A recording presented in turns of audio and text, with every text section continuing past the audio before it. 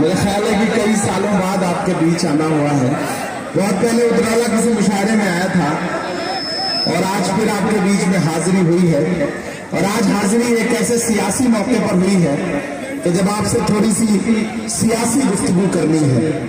बड़ी तादाद में यहाँ लोग इकट्ठा हैं, कुछ छुपरे बितरे हैं, कुछ पीछे साइड में खड़े हैं, कुछ इधर खेतों में खड़े हैं, कुछ छतों पर खड़े हैं। मैं जानता हूँ धूप बहुत ज्यादा है और धूप में बैठना, पसीने पसीने होना ये आसान बात नहीं है। नया पाने की चाहत में पुराना छूट जाता है। तुझे अपनाऊं तो मुझसे जमाना रूठ जाता है।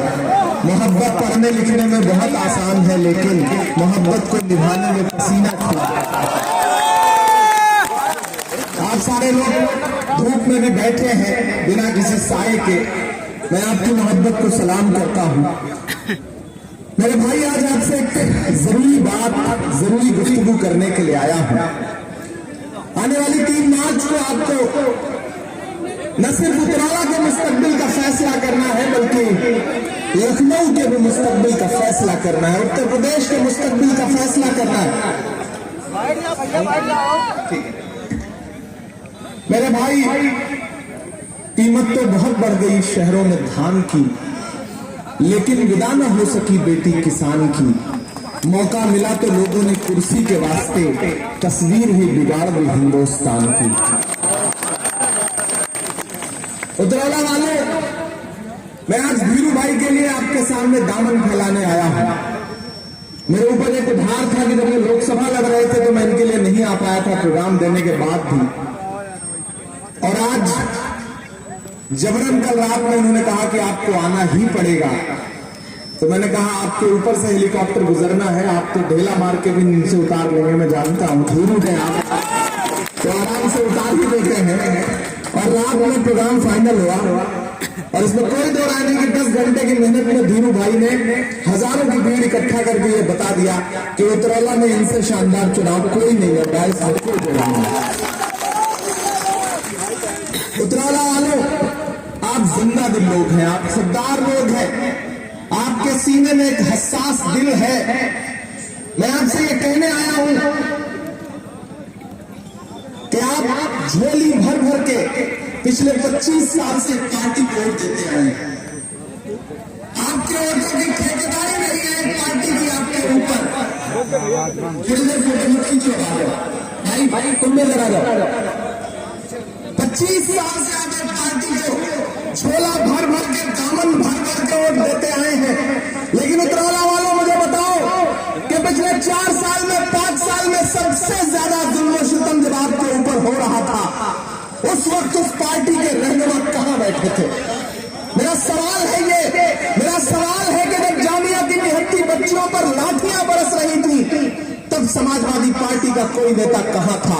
मेरा सवाल है ये कि जब जामिया की लाइब्रेरी को आंसू गैस के गोलों से भर दिया गया था, तो अखिलेश यादव जी क्यों खड़े नहीं हुए? मैं मौजूद था वहां पर। मैं रात के 10:30 बजे से सुबह के 3:30 बजे तक दिल्ली पुलिस मुख्यालय के सामने नारे लगा रहा था। मैं आपसे ये कहने आया हूं कि जो आपके मुद्दों पर खड़ा रहा है, आपको भी उसके मुद्दों पर उसके साथ खड़ा होना पड़ेगा। थोड़ा सा पीछे हो जाएंगे, लोगों को देखने दो। थोड़ा सा पीछे हो जाएंगे तो और थोड़ा पीछे हो जाए, थोड़ा इधर भी लोगों को नजर आएगा। एक्चुअली लोग एक तरफ में बल्कि चौतरफा मोहब्बत लुटा रहे हैं, तो इसे समेटना बड़ा मुश्किल होता है।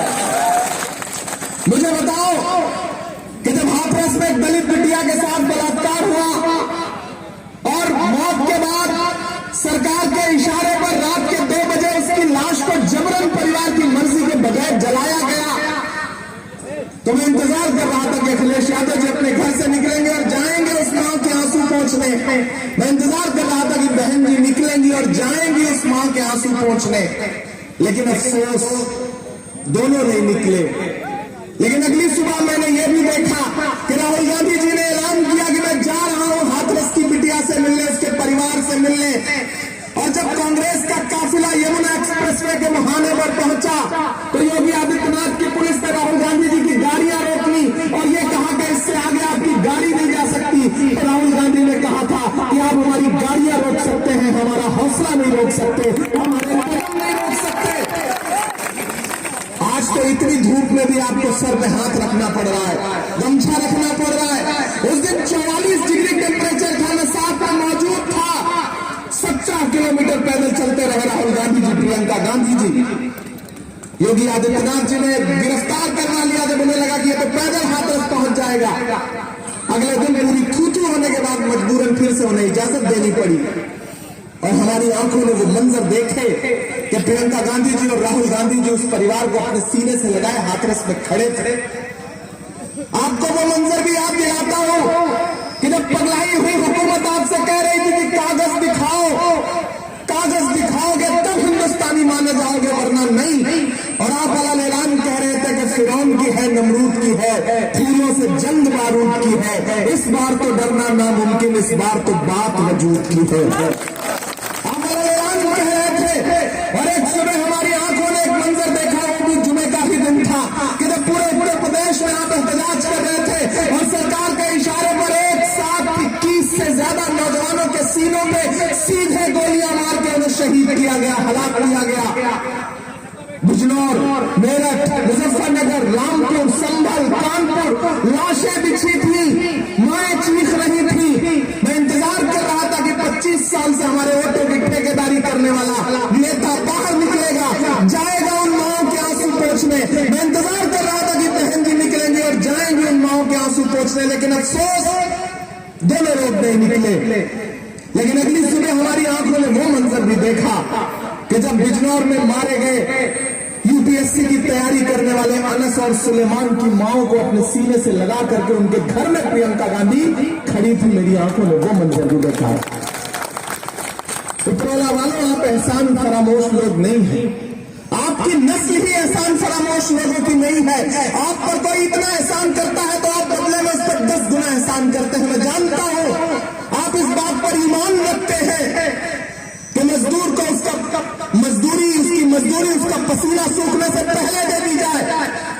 मुझे बताया इन पिछले 4 सालों में, 3 सालों में, जब सबसे ज्यादा जरूरत थी आपको, तो कौन खड़ा था आपके साथ? कांग्रेस के अलावा कोई नहीं।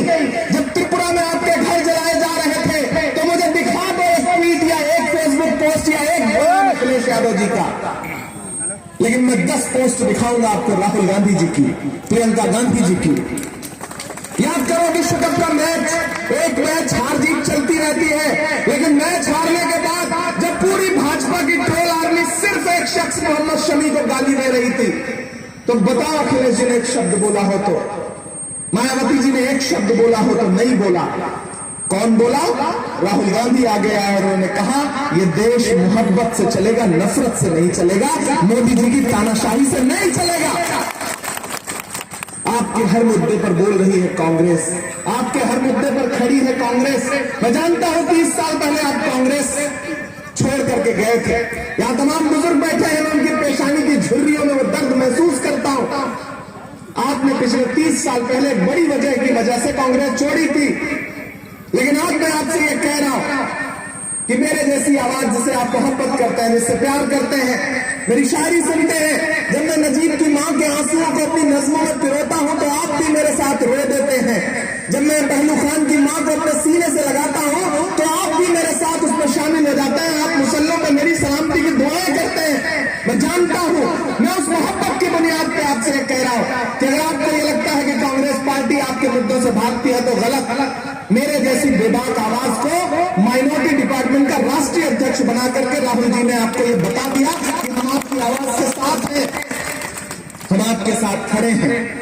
तो उतरौला वालों, इस सीट का जो समीकरण है वो बहुत अलग है।